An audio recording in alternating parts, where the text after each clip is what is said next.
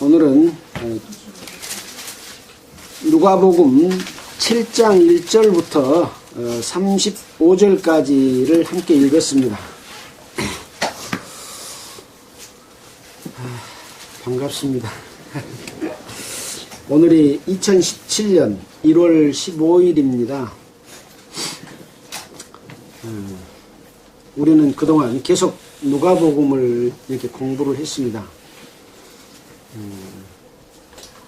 우리가 이 복음서는 예수님께서 이 땅에 오셔서 행하신 내용에 대한 기록이기 때문에 항상 말씀드렸듯이 옛날 이야기 듣는 걸로 듣지 마시고 시간이라고 하는 것은 이어져 있는 것이기 때문에 조금 전에 있었던 일이다 그렇게 생각하고 또 연속성상에서 내가 그 상황을 보고 있다 그렇게 생각하시면 여러분에게 아주 실감나게 다가올 수 있다 그런 말씀을 드렸습니다. 그래서 누가는 이제 예수님이 돌아가신 이후에 AD 58년에서 63년경에 기록을 했습니다. 그러니까 누가는 이 예수님과 함께 있던 제자들 그리고 예수 그리스도의 복음을 전하는 여러 사람들로부터 다 예수님에 관한 기록을 기록하는데 이 누가도 그 보고 듣는 것을 처음부터 상세하게 살펴서 이것을 기록을 해서 데오빌로 각하에게 이 사실을 전해주려고 했고 또 그 말씀을 우리에게까지 전해주려고 했던 그러한 기록의 말씀입니다. 그래서 이 속에는 예수님께서 이 땅에 오신 것과 또 오셔서 성장하고 예수님께서 이 땅에서 행하신 여러 가지 일들에 관한 기록 그 다음에 예수님께서 자기 일을 행하시면서 마지막에 자기 몸을 십자가에 들여서 자기가 피 흘려서 돌아가시고 장사된 지 3일 만에 다시 부활했다가 또 제자들에게 나타나서 부활한 자기 자신을 보였지 않습니까? 그리고 감람산에서 승천하는 그러한 광경들까지를 기록을 한 그런 내용입니다. 그렇기 때문에 이러한 소식을 뭐라고 여기서 말했습니까? 복음은 뭡니까? 복된 소리요. 복된 소리. 그래서 이 복된 소리가 나에게 이루어졌을 때 그것이 나의 것이 되는 그러한 내용들을 우리는 살펴보고 있는 겁니다. 그래서 말씀을 한 절 한 절 읽을 때마다 그것이 실감난 어떤 사실로 또 나와 어떤 관계가 있는가 이런 마음으로 읽는 것이 대단히 중요하다 하는 말씀을 여러 번 드렸습니다. 자, 그러면 오늘 우리가 읽었던 누가복음 7장 1절부터 살펴보면서 또 그 속에서 우리는 이러한 사실들을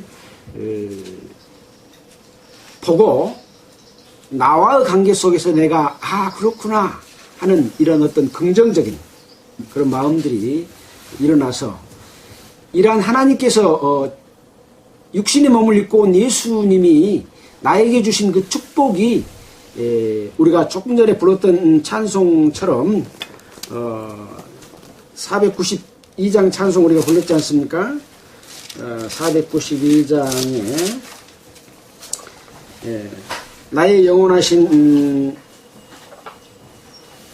기업 생명보다 귀하다 또 나의 갈 길 다가도록 주와 동행하소서라는 그러한 삶이 내 삶이 될 수 있도록 하는 것이 중요하겠죠.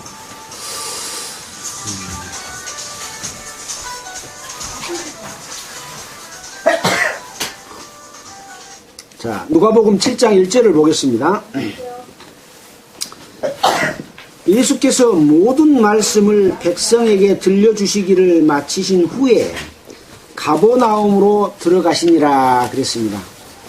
예수님께서 모든 말씀을 백성에게 들려주셨다. 그러면 어떤 내용을 이야기합니까? 누가복음 6장 20절부터 6장 49절까지 있었던 그런 내용의 말씀들을 다 백성에게 들려주시기를 마친 후에 이제 가버나움으로 들어가신 겁니다. 그래서 이 내용에 관한 것에 대해서는 우리가 지난 주일날 함께 여러분과 살펴봤던 그런 내용이죠. 그래서 어떠한 사람이 복이 있는가, 또 어떠한 사람은 하늘에서 그 상이 큰 상을 얻을 수 있는 것인가 라는 말씀을 했고, 또 그런 가운데서 어떻게 살아야 될 것인가에 관한 너희 듣는 자에게 이르노니 원수를 사랑하라. 또 어떤 희생적인 여러 가지 내용들을 이야기를 했습니다. 오른밤을 치는 자에게 왼밤도 돌려대며 또 내 것을 빼앗아간 자에게 다시 그것을 빼앗아 달라지 말며 또 남에게 빌려줄 때 거저 주어라. 이런 도저히 사람들로서는 할 수 없는 그런 고차원적인 어떤 그 사랑의 실천, 이런 거에 대해서 말씀을 하셨습니다. 그러면서 또 너희 아버지의 자비하심과 같이 너희도 자비하라라는 말씀을 했습니다. 그래서 이러한 말씀들은 예수님의 제자들에게 하신 말씀이었다고 그랬죠. 그래서 7장 1절에 보면 하나님의 예수께서 모든 말씀을 백성에게 들려주셨다. 백성은 바로 이제 누가복음 6장에서는 제자들을 보고 말씀했다고 이렇게 말씀하고 있습니다. 그래서 하나님을 아는 백성, 하나님의 제자들이 어떻게 살아야 될 것에 관한 실천의 내용인데, 사람들로서는 도저히 할 수 없는 그런 내용이었지 않습니까? 그런데 여기 뭐라고 말하냐면, 제자가 그 선생보다 높지 못하나 무릇 온전케 된 자는 그 선생과 같으리라고 해서, 온전케 되면 선생과 같이 그런 사랑을 실천할 수 있다고 하는 것이죠. 그럼 그 선생은 누굽니까? 예수님인데, 예수님께서는 내가 이 세상에서 가지고 있는 어떤 물건뿐만 아니라 자기 생명까지를 다 들여서 죄인들을 구원하는 일을 하셨기 때문에 뭐라고 했습니까? 자기 욕심을 버리면, 자기 생명을 버리는 마음까지 갖게 되면 이 세상에서 베풀지 못할 것이 없는 것이죠. 이 세상에 어떤 금은보화와 부귀 영화, 권력을 가진다고 할지라도 자기 생명을 빼앗아 버리면 그것은 바꿀 수 없는 것이지 않겠습니까? 생명과는. 그래서 온전케 된 자는 그 선생과 같다. 예수님과 같이 된다. 그렇게 말씀을 하면서 형제의 눈 속에 있는 들보는 티끌은 보면서 네 눈 속에 있는 들보는 깨닫지 못하느냐. 그렇게 말했습니다. 그 들보가 뭐라고 했습니까? 잊어버렸습니까? 들보, 내 속에 있는 들보, 나의 욕심, 나의 마음, 나의 생각, 나의 지혜, 지식, 이 모든 것들로 상대편에 있는 눈 속에 있는 티끌을 보는 거예요. 그러나 이 모든 것들을 버려버리면 상대편 속에 있는 것이 무엇인지가 바르게 보이는 것이죠. 그 보는 봄은 예수님이 보는 봄과 같은 것이죠. 그래서 예수님께서는 자기 자신을 버리심으로 말미암아 우리에게 새 생명을 주셨고, 그 새 생명 가운데서 살게 되면 사람들로서는 실천할 수 없는 그러한 일들을 실천할 수 있는 놀라운 힘이 그 가운데 있는 것이죠. 그래서 자기 들보를, 자기 생각과 자기 마음과 자기 생각과 자기 욕심, 이런 들보가 꽉 차 있으면 나무 속에 있는 잘못만 보이는 거죠. 왜? 내가 판단하기 때문에. 그러나 내 속에 있는 들보는 그 눈 속에 있는 작은 티끌보다도 훨씬 큰 잘못으로 꽉 차 있는데, 이걸 버려버리면 남의 속에 있는 티끌이 무엇인지, 잘못이 무엇인지, 잘한 것이 무엇인지, 어떻게 그 사람을 도와줄 수 있는 것인지 하는 것이 올바르게 보인다. 그런 내용의 말씀이죠. 그래서 그 뒤에 이어서 못된 열매 맺는 좋은 나무가 없고 또 좋은 열매 맺는 못된 나무가 없다. 그래서 또 가시나무에서 무화과를 또는 찔레에서 포도를 따지 못한다 그랬습니다. 무슨 이야기입니까? 내가 내 속에 어떤 마음을 갖고 있느냐에 따라서 또 그 속에 어떤 나무인가에 따라서 그 열매가 밖으로 나온다고 하는 것이죠. 그래서 속에 선한 사람은 마음에 쌓은 선에서 선을 내고 악한 자는 그 쌓은 악에서 악을 낸다. 그래서 마음에 가득한 것을 입으로 말한다. 그래서 마음 속에 있는 것이 입으로 말을 하게 되고 행동으로 나타나게 되는데 그것을 보면 그 속에 나무가 좋은 나무인지 나쁜 나무인지를 안다는 것이죠. 사람은 근본적으로 하나님을 떠나서 먹음직도 하고 보암직도 하고 지혜롭게 할 만큼 탐스럽기도 한 이 욕심 가운데서 살고 있기 때문에 나오는 것은 전부 그것밖에 안 나오는 거예요. 하나님의 마음이 나온 거 아니라 나의 마음이 나온 거죠. 왜? 내가 하나님보다 높게 되려고 욕심을 부려가지고 마귀의 유혹에 미혹됐기 때문에 그렇습니다. 그래서 하나님께서는 이러한 마음을 끄집어내시고 하나님의 마음을 우리 속에 집어여주는 새로운 생명을 우리 속에 부어준다고 하는 것이 이 의미의 내용이 그렇게 되어 있는 것이죠. 그래서 그러한 답을 찾도록 하기 위해서 이런 말씀을 하는 겁니다. 그러면서 이제 46절에 보면 너희는 나를 불러서 주여 주여 하면서도 어찌 내가 말하는 것을 행하지 않느냐. 이스라엘의 많은 사람들 또는 제자들마저도 주여 주여 하고 부르는데 예수님이 말한 것을 실천을 안 해. 왜 실천을 안 할까요? 아직까지 내 중심으로 살고 있어. 예수님은 따라다니지만 아직까지 나의 모든 것들을 버리지를 못했고 내 마음과 내 생각과 욕심에 따라서 사는 것이죠. 그래서 예수님께서 베드로에게 그 주는 살아계신 하나님이요 뭐 그렇게 고백한 적이 있지 않습니까?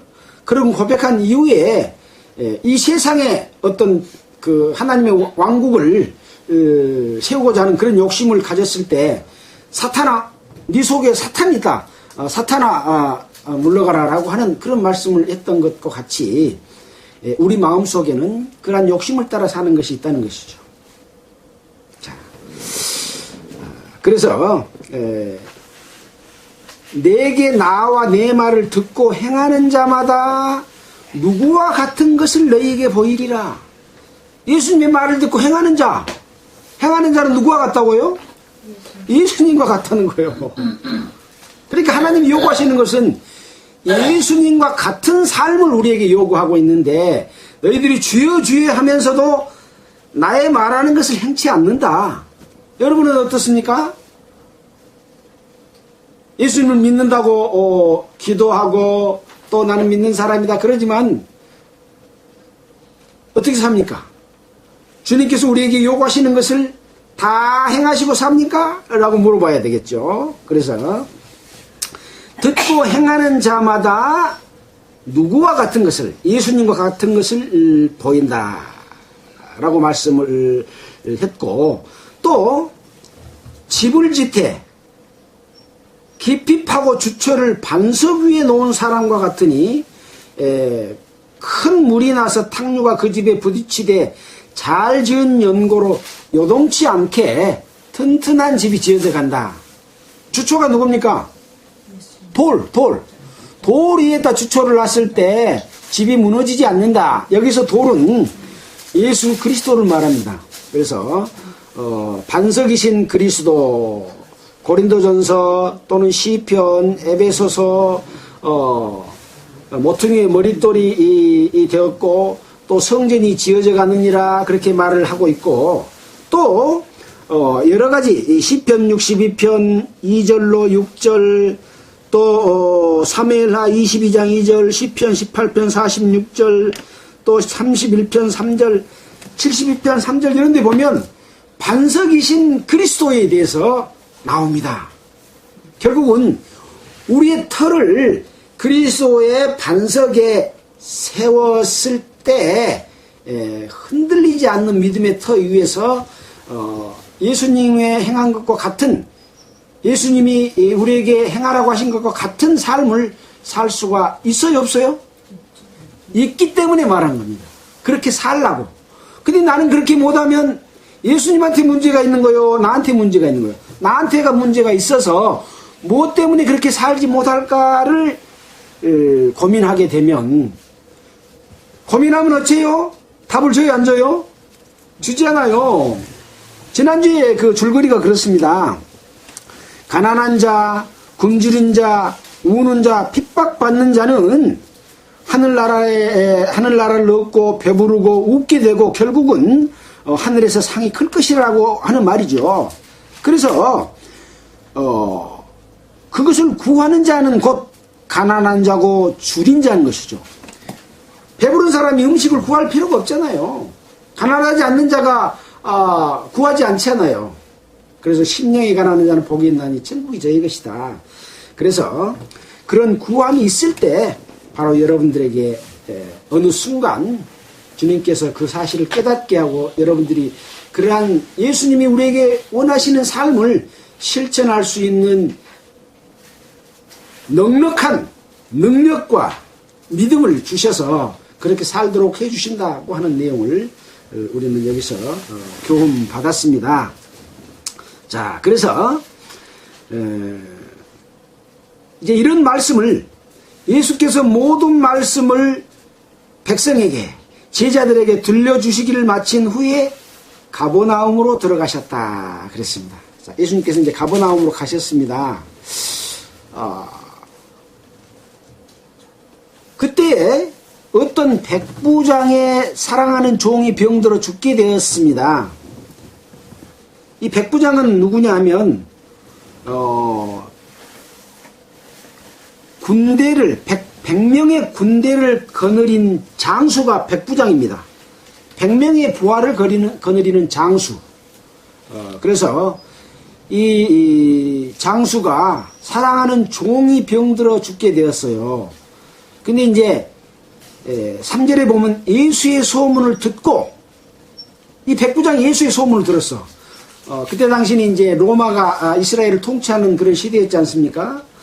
백부장이 예수님께서 이 땅에 오셔갖고 지금 행하신 여러 가지 내용, 방금 모든 말씀을 했던 내용, 그 전에 또 바리새인들과 함께 있었던 행하신 내용, 또 귀신을 쫓아내고 또 문둥병을 고쳐주고 각색 병든 자, 앓는 자 위에 손을 얹으니 다 낫고 사람들에게서 귀신이 나가면서 당신은 하나님의 아들입니다 라고 외치고 이러한 모든 소문들을 다 들었어요.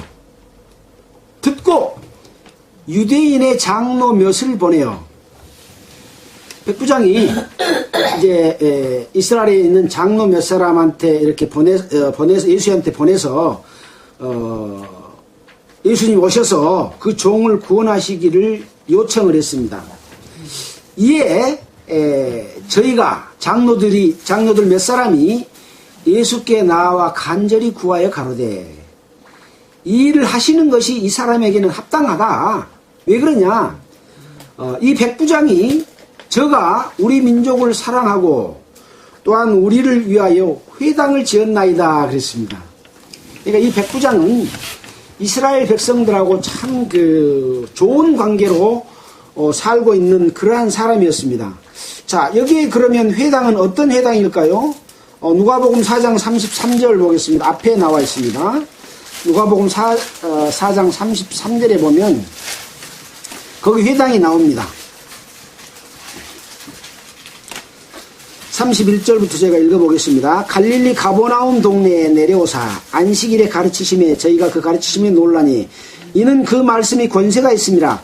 회당에 더러운 귀신 들린 사람이 있어 크게 소리질러 가로되 아 나사렛 예수여 우리가 당신과 무슨 상관이 있나이까 우리를 멸하러 왔나이까 나는 당신이 누구인 줄 아노니 하나님이 거룩한 자십니다 했을 때 이제 나중에 그 사람에게 꾸짖어 잠잠하고 그 사람에게 나오라 라고 말하니까 귀신이 무리 중에서 넘어져서 귀신이 쫓겨나는 그런 일을 했던 곳이 어딥니까?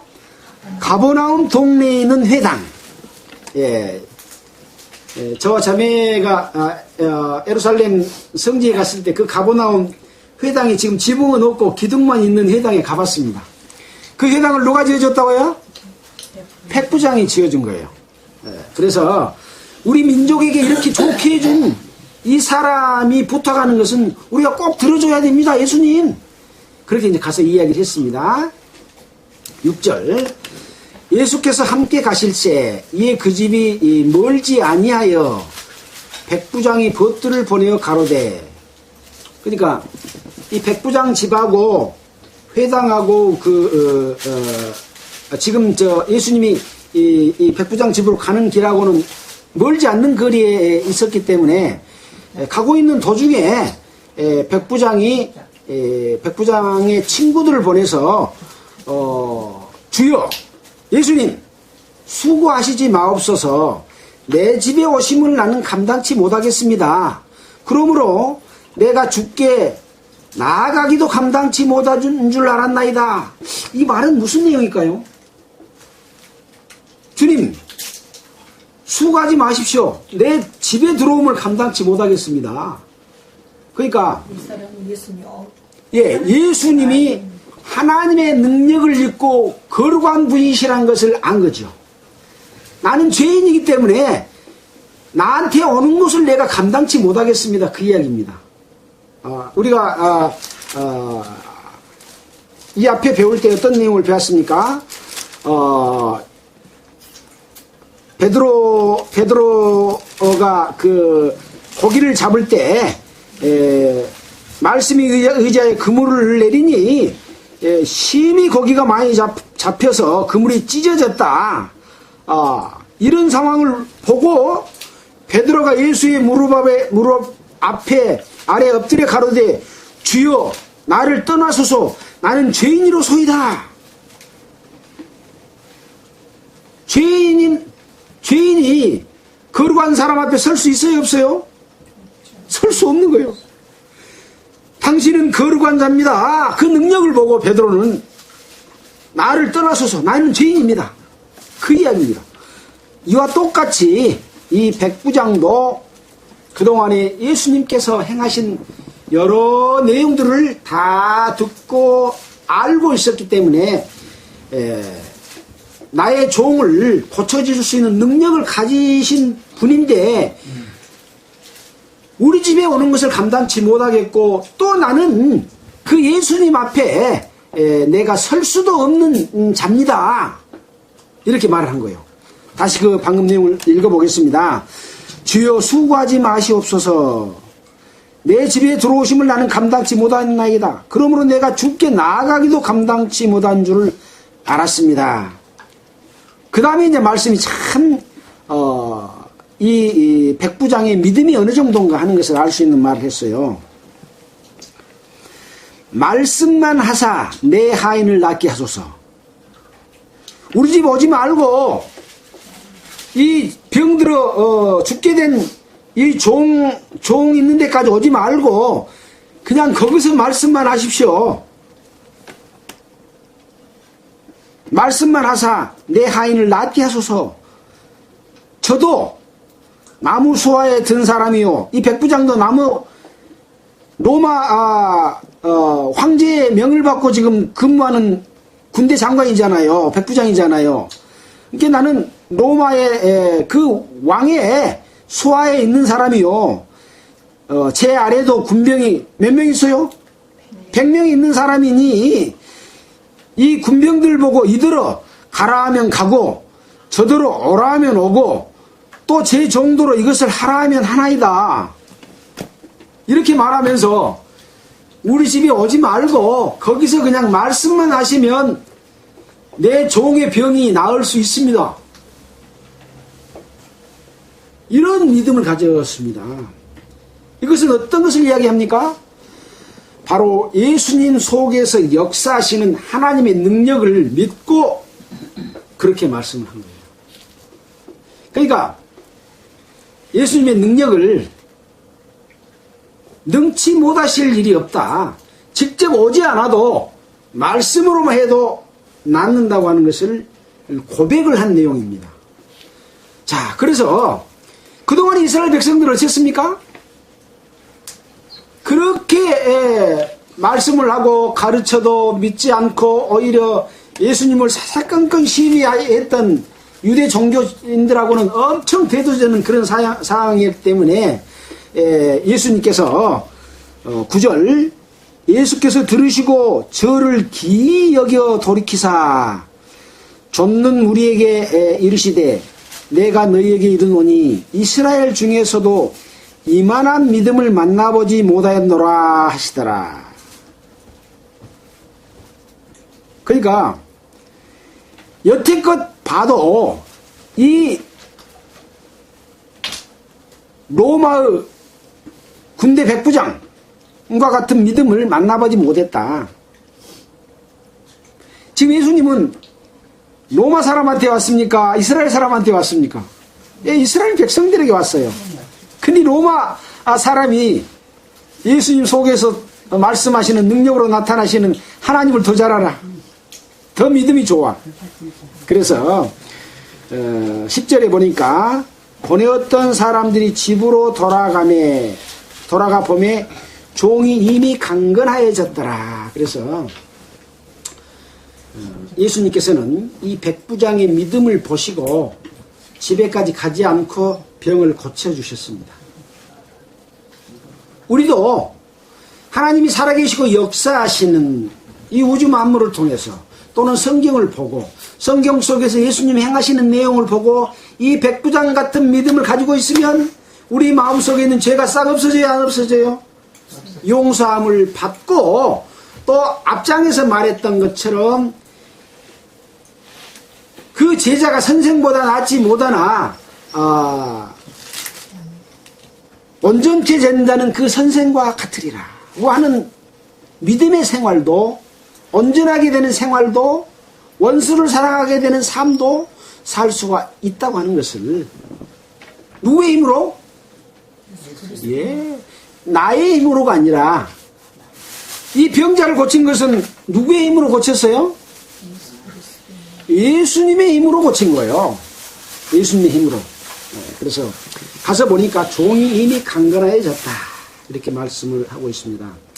항상 우리는 이런 말씀을 공부할 때마다 그런 하나님, 그 속에서 역사하는 예수님 속에서 역사하는 하나님의 능력을 통해서 내가 구원받을 것을 생각해야 되는 거죠.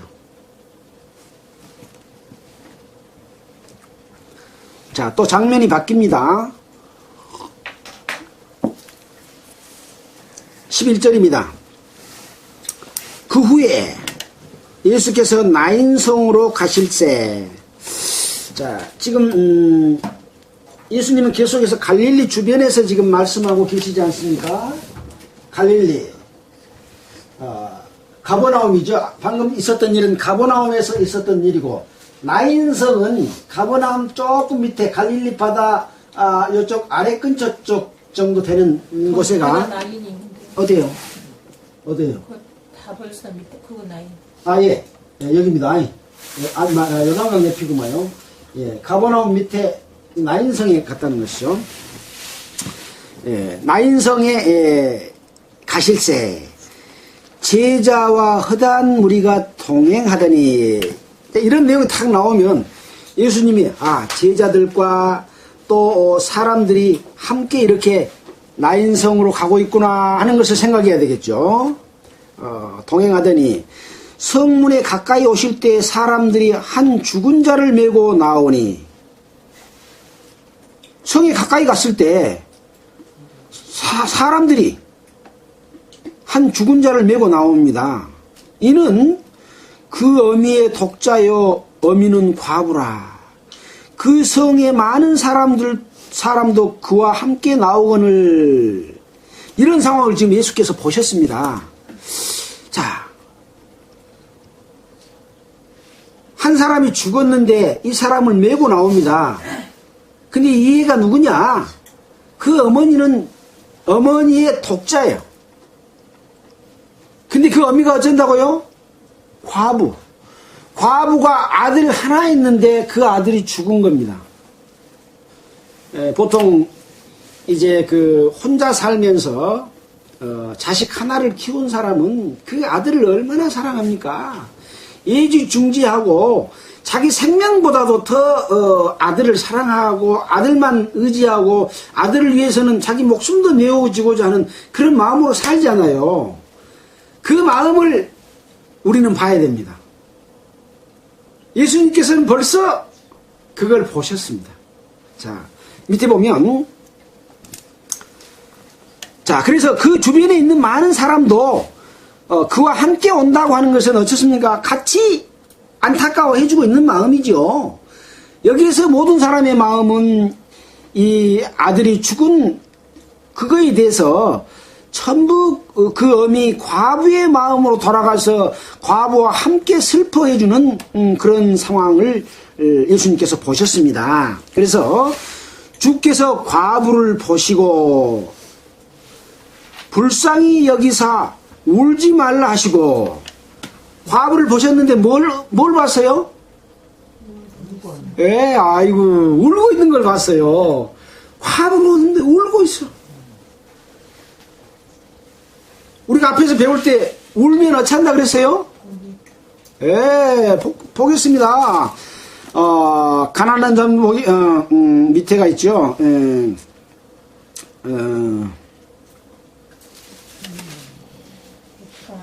너희가 배부를 것이며 이제 우는 자는 복이 있나니 어쩐다고요? 너희가 웃을 것이며. 네. 만약 이 과부가 아들이 죽었는데도 하나도 슬프도 안 해. 마음이 든든해. 무뎌져 가지고 울도 안 해. 그러면 이 아들을 살려주셨을까요? 아마 안 살려주셨을 겁니다. 예, 간절히 그 슬퍼하는 우는 그런 마음을 갖고 있었기 때문에 우는 자들에게는 웃음을 주겠다고 하는 이것을 실천해 보이시는 거예요. 예수님께서 말로만 하고 실천 안 하는 게 아니라 실천해 보이시죠. 여러분도 울면 여러분의 울음을 웃는 걸로 바꿔주시죠. 애통하면 기쁨으로 바꿔주시죠. 구하면 구하는 것이 무엇인가에 따라서 주님께 합당한 마음으로 구하면 그걸 주신다는 얘기죠. 그래서 울지 말라 하시고 가까이 오사 그 관에 손을 대시니 맨 자들이 서는지라. 예수님 관에다 손을 대니까 사람들이 섰습니다. 그래서 예수께서 가라사대 청년아 내가 너에게 말하니 일어나라. 이렇게 말하니까 죽었던 자가 일어앉고 말도 하거늘. 아마 이 관이라고 하는 것은 우리나라 관은 관에 엮고 못을 박아보면 나와요? 못 나와요? 못 나와요. 이스라엘 관은 아마 이런 글 속에다가 이렇게 여놓은 관이었던 것 같습니다. 그래서 일어나라 하니까 관에서 딱 일어나 앉은 거예요. 우리나라 관 뚜껑 못 박아본 관이 아닙니다. 그래서 일어나라 하심에 일어나 앉고 또 어쩐다고요? 말도 하거늘. 예수께서 그를 어미에게 주신데 모든 사람이 두려워하며 하나님께 영광을 돌려 가로되 큰 선지자가 우리 가운데 일어나셨다 하고 또 하나님께서 자기 백성을 돌아보셨다 하더라. 자, 예수님께서는 이 청년을 일어나라 해서 이 청년이 일어나 앉고 말도 했는데 이제 이 청년을 어미에게 주었습니다. 그러니까 모든 사람이 어쨌어요? 기뻐하기에 앞서서 두려워했어. 덜덜 떨었어. 왜 떨었을까요? 그 하나님의 권능과 능력 앞에서 떨지 않으면 안 되는 거예요. 그 능력을 아들만 낳은 게 아니라 그 능력이 이 사람들 몸에 오싹하게 왔어요. 여러분 우리 어렸을 때 그 귀신 많이 난다는데 그런데 독담을 있는데 밤에 혼자 가라라면 털끝이 오싹오싹하게 선다 그러잖아요. 충기가 들고 그냥 소름이 끼친다 그러잖아요. 어떤 신이 그 능력이 그 사람에게 탁 임할 때 귀신이 임할 때도 그렇게 오싹한데 하나님의 능력이 지금 나타나고 있으니 오싹하는 두려움을 느끼지 않겠어요? 두려움을 느낀 겁니다. 자, 그러면서 뭐라고 그래요? 하나님께 영광을 돌려 가로되, 예수님한테 영광을 돌린 거 아니라 하나님한테 영광을 돌렸다니까요. 이것이 중요합니다. 예수님 속에서 하나님의 능력이 나타났기 때문에 사람들은 하나님께 영광을 돌린 겁니다. 근데 지금 어떤 목사나 어떤 요새 안수하는 집사 장로도 하고 여집사도 하고 남집사도 하고 막 능력을 행하잖아요. 막 손 얹고 안수해서 암을 끄집어낸다라고 사기치고 그러잖아요. 그러면은 이 사람만 그냥 유명해져. 근데 여기 있는 사람들은 심지어 예수님이 그런 능력을 행했는데도 예수님께 영광을 돌렸어요? 하나님께 영광을 돌렸어요? 네. 어떠한 사람도 영광을 받아서는 안 됩니다. 하나님의 영광을 보여줘야 되고, 그것을 본 사람들은 사람한테 영광을 돌리지 말고 하나님한테 영광을 돌려야 됩니다. 그분 말씀 잘하시고, 그분 능력 있고, 그 목사 설교 잘하고, 그 형제 설교 잘하고, 이래서는 안 된다는 거죠. 그 사람 속에서 능력으로 나타난 것, 그 하나님께 영광을 돌리고, 이 사람이 조금만 마음에 교만한 마음과 자기를 믿는 마음, 자기 속에 들보, 자기 이성 가지고 뭐 하려고 하면 하나님의 능력은 그 순간 그 사람한테서 떠나버립니다. 이걸 모르고 저 사람이 하나님의 말씀을 깨닫고 우리에게 전파해 줄 거야, 우리는 저 사람 말을 들어야 돼. 아닙니다. 항상 어떤 말을 해주든지 그 말씀을 듣고 성경 속에서 그러한가 하고 살펴서 말씀 속에서 부합하면 그 말씀 앞에 다만 나를 깨우쳐주는 계기 역할만 해준 거죠. 예수님은 하나님의 능력의 중개 역할을 했습니다. 그 속에서 역사는 하나님만을 나타내 보인 것이죠. 자기 자신을 나타낸 것이 아니라. 예. 자, 그래서 큰 선지자가 우리 가운데 일어나셨다고 또 하나님께서 자기 백성을 돌아보셨다 하더라. 그래서 이제 이와 같은 일들은 다른 여러 가지 성경 가운데서도 많이 나타납니다.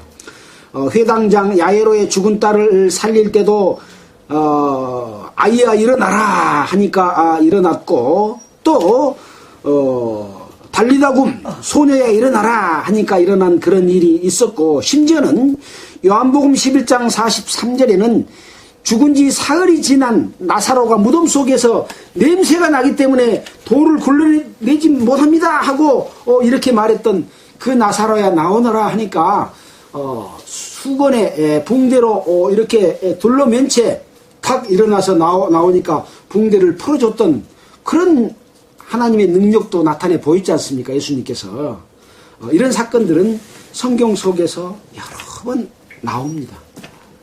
아무리 많이 나와도 오싹하지 않으면 그 하나님 앞에 내가 죄인이기 때문에 두려워하지 하는 마음이 없으면 나하고는 아무런 관계가 없어.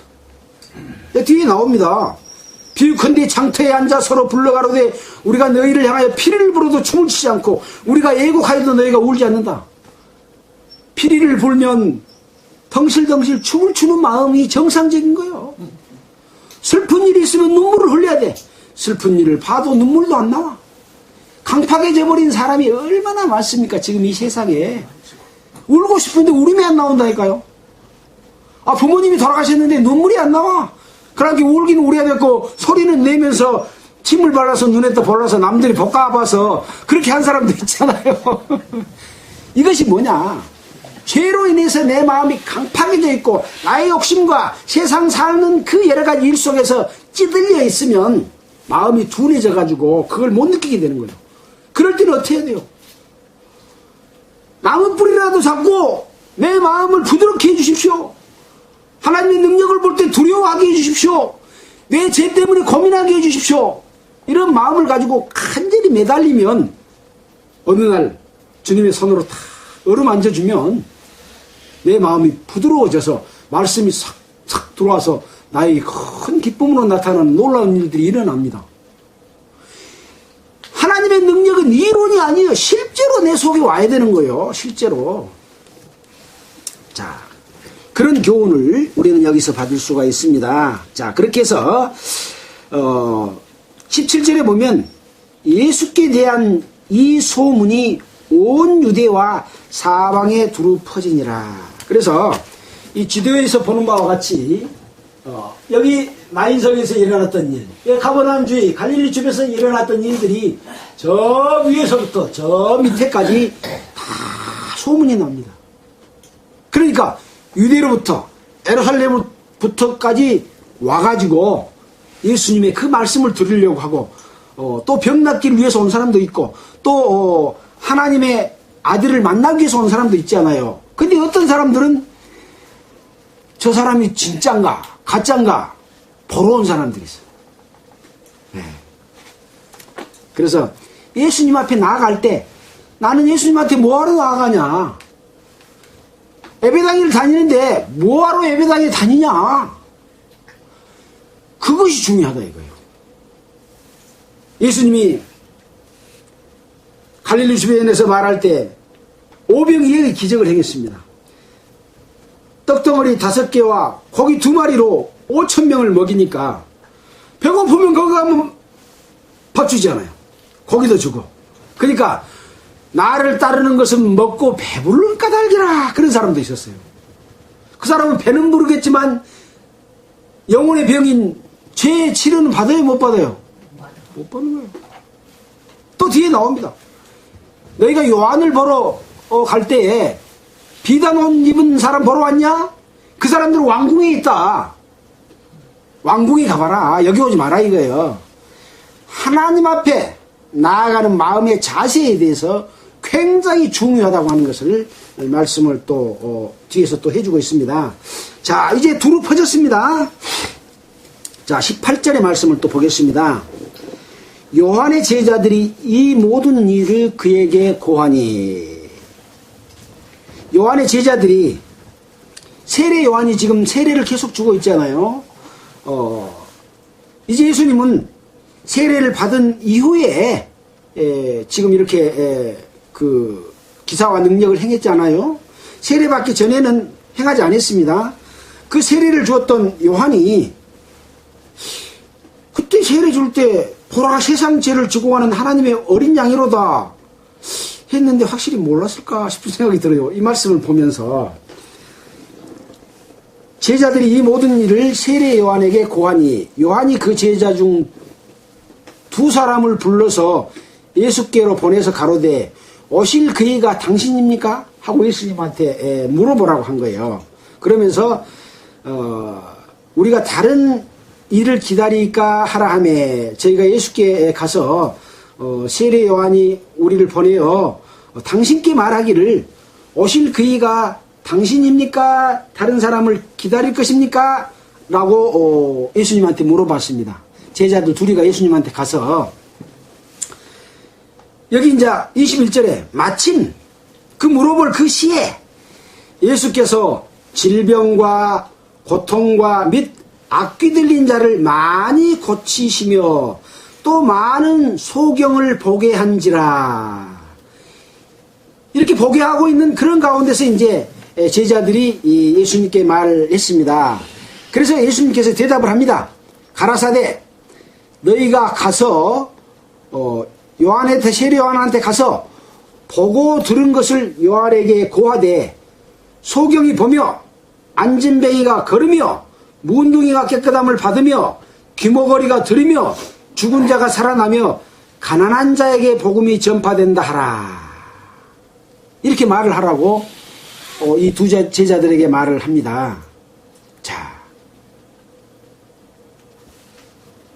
이제 물론 이 요한은 이런 내용을 듣고 바로 그 예수님이 메시아다, 바로 보내심을 입은 자다 하는 것을 알았겠죠. 자, 또 이 말씀을 통해서 우리는 또 무엇을 생각해야 되냐 하면, 예수님께서 이 땅에서 행하실 일에 대해서 구약 성경에 다 예언이 되어 있는 내용을 이 땅에서 와서 실천을 하고 있는 겁니다. 그래서 거기 많은 소경을 보게 하신지라에 이렇게 관주로 이응을 써놨습니다. 누가복음 18장 42절에 보면 소경 거지 바디메오가 눈을 뜨는 일이 나와 있습니다. 마가복음 10장 46절로부터 52절에도 동일한 사건이 기록이 되어 있고, 또 마태복음 9장 30절, 또 20장 34절에도 두 소경을 고쳐주는 내용이 나와 있고, 또 마태복음 12장 22절에는 귀신 들려 눈멀고 벙어리 된 자들을 이렇게 고쳐주시는 내용이 나와 있습니다. 근데 이런 내용들이 구약 성경의 이사야서 29장 18절, 35장 5절, 6절에 예수님께서 이 땅에 오셔서 행하실 일들이 예언이 되어 있기 때문에 이 두 제자들에게 너희들이 와서 보고 들은 것을 요한에게 고하라 라고 말씀을 해주신 것이죠. 내가 메시아다 그렇게 말한 것이 아니라, 내가 보내심을 입은 예수 그리스도라고 말한 것이 아니라 보고 들은 것을 가서 말해라 라고 하는 것이죠. 그래서 우리도 바로 예수님께서 행하시는 그 능력을 보면 바로 사람으로서는 할 수 없는 그런 기사와 능력을 나타내 보였기 때문에 그것을 보는 사람들은 아까 누구에게 영광을 돌렸다 그랬습니까? 하나님께 영광을 돌린 것처럼 우리는 지금 예수님 행하신 것을 보고 있습니까? 안 보고 있습니까? 예. 이 책에 기록된 것은 보고 있는 겁니다. 자, 오늘 지금 일요일이라 신문이 안 나옵니까? 신문을 딱 보면 신문은 지나간 일을 기록해요? 사건 현장을 바로 기록할 수 있어요? 못하죠. 있었던 일을 기록해서 그 다음날 신문이 나와요. 오늘 낮에 있었던 일이 석간신문으로 나와요. 다 지나간 일이요. 근데 우리는 그걸 본 것처럼 생각해요, 안 해요? 생각하잖아요. 사실로 생각하잖아요.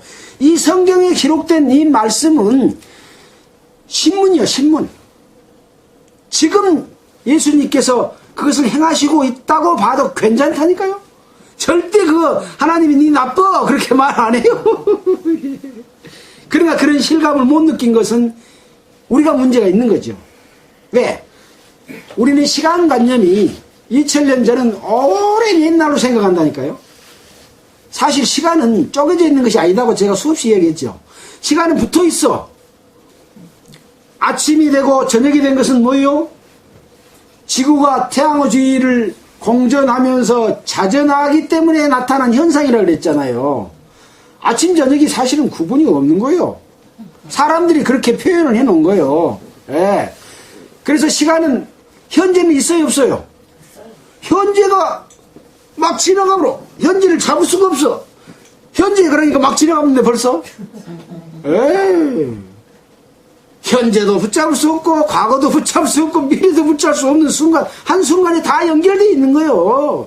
그러니 이것이 사실이고 현실이고 지금 나타난 상황으로 봐도 아무런 문제가 없다니까요. 우리 생각 속에서 과거, 현재, 미래를 구분하고 있을 따름인 거예요. 하나님 앞에 우리는 처음과 끝입니다. 하나님도 알파와 오메가지만은 우리 사람도 하나님의 형상으로 창조됐기 때문에 동일한 그런 그 깨우침을 동일한 마음으로 그걸 볼 수 있는 그런 마음을 우리는 가지고 있는 것이죠.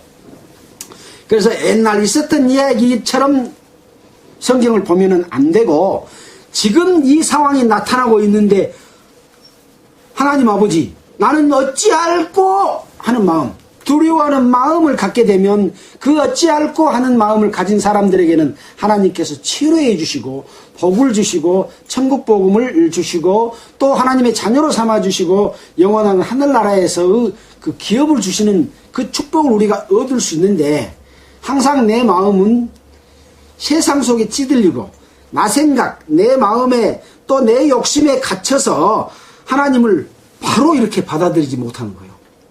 그래서 우리가 세례 요한이 말했던 것처럼 그의 첩경을 평탄케 하라. 첩경, 빠를 첩자, 지름길 경자. 하나님의 아버지가 항상 내 마음에 바로 말씀으로 쑥쑥 들어오게끔 받아들일 수 있는 그런 마음을 갖는 것이 대단히 중요하다. 그런 생각을 해볼 수가 있겠습니다. 자, 오늘은 시간이 다 됐기 때문에 23절까지만 하겠습니다. 자, 23절 보겠습니다. 누구든지 나를 인하여 실족하지 아니하는 자는 복이 있도다 하시니라. 여러분, 나를 인하여, 예수님을 인하여 실족하지 않는 것이 무엇이겠습니까? 예수님이 우리에게 나타내준 어떤 사실, 나타내준 능력, 또 예수님께서 우리에게 가르쳐 주신 말씀, 그것을 내 마음판에 부드럽게 싹 받아들여서 그것을 실천하는 것이 실족하지 않는 거예요. 실족은 내 발이 낮은데 구렁텅이로 탁 디뎌불면 탁 넘어진 게 실족이잖아요. 발을 헛디딘 게 실족이요.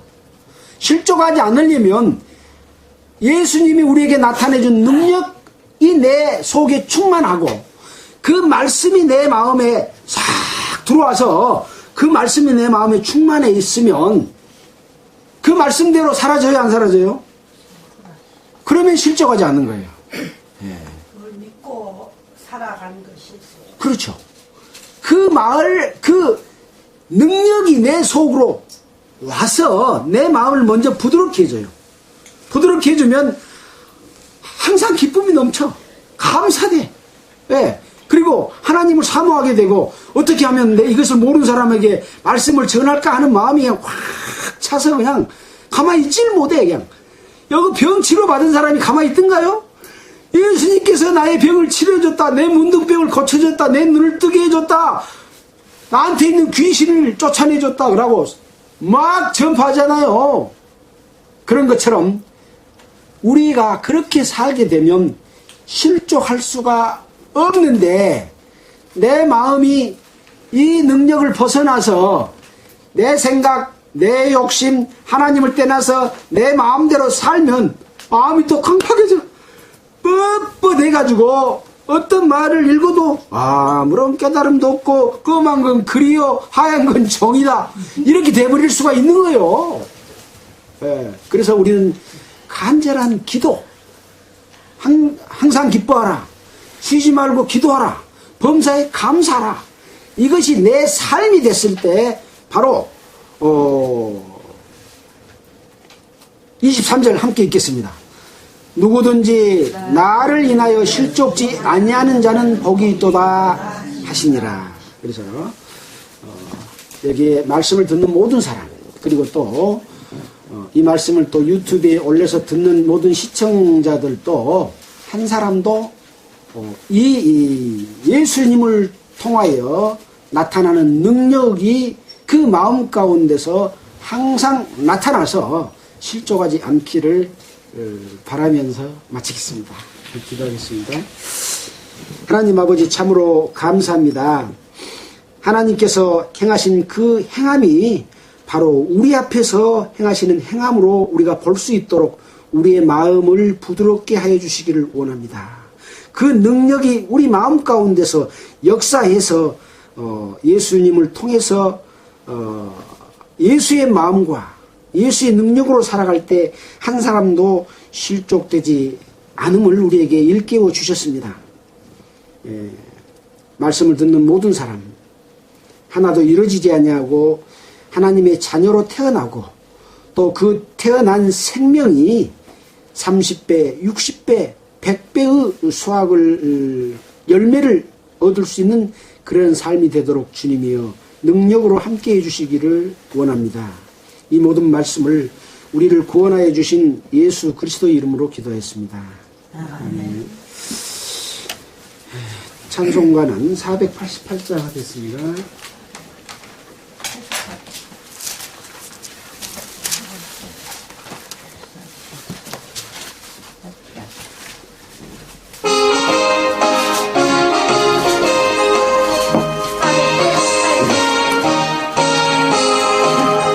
내 영혼의 햇빛비치니 주 영광 찬란해 이 세상 어떤 빛보다 이 빛도 빛나네 주의 영광 빛난 그 내게 비춰 주시옵소서 그 밝은 얼굴 배울 때 나의 영혼 기쁘다 내 영혼에 노래 있으니 주 찬양합니다 주 귀를 기울이시사 다 듣고 계시네 주의 영광 빛난 그리 내게 비춰 주시옵소서 그의 밝은 얼굴 배울 때 나의 영혼 기쁘다 내 영혼에 봄날 되어서 주 함께 하실 때 그 표와 내게 깃들어 주 은혜 꽃피네 주의 영광 빛난 그 내게 비춰 주시옵소서 그의 밝은 얼굴 배울 때 나의 영혼 기쁘다 내 영혼에 희락이 있고 큰 소망 넘치네 주 예수 복을 주시고 또 내려주시네 주의 영광 빛난 그리 내게 비춰 주시옵소서